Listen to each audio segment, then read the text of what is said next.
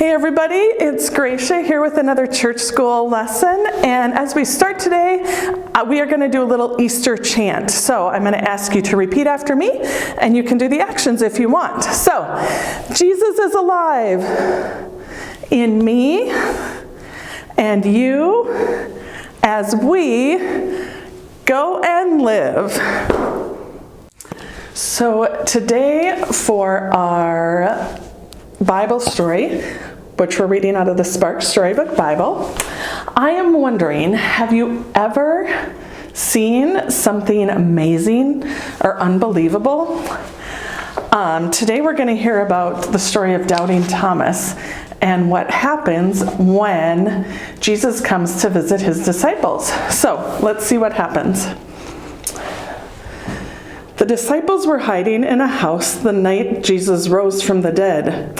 They were afraid. Bam! They locked all the doors.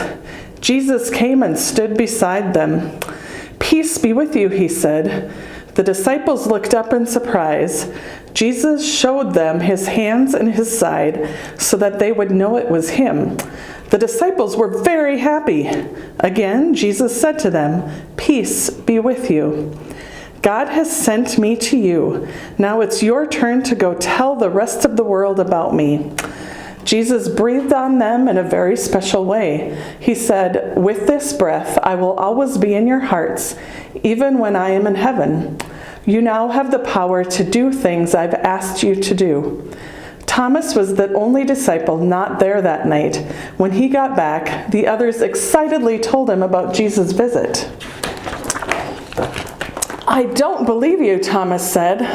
"I'll believe when I can touch Jesus' wounds." A week later, Thomas and the other disciples were in the same house. Jesus came again and stood with them. "Peace be with you," he said to them. "Thomas," Jesus commanded, "come here. Give me your hands. Put your finger on the wounds in my hand. Put your hand by the wound in my side. Do not doubt anymore. It's time for you to believe." Thomas' eyes popped. "My Lord and my God," he exclaimed. Jesus answered him, "You believe because I'm here with you and you've touched me. Think of those who have not seen me, but believe in me anyway. You should believe even when you cannot see for yourself." And one of the questions it has right down here is, tell about the story of a time when you were afraid, but you felt Jesus was with you. So if you can think of a story, you could tell your family about it. I think this is a good story because we don't have the privilege of being able to see Jesus face to face, but we can still believe that he is alive in this world and with us, that he rose from the dead, because we can see him, right? We can see him in the stories that we read about in the Bible, and that we learn about in church school and at worship services. And we can also see him in the world around us, in nature, in the birds and different animals we see, maybe in the love and peace we find in our hearts, or in the love we see other people showing us in the world. So there are lots of ways we can still see that Jesus is alive. And that is a great thing. So we have a couple activities that you could do at home if you wanted. There'll be some activity sheets that come by email that you can check out.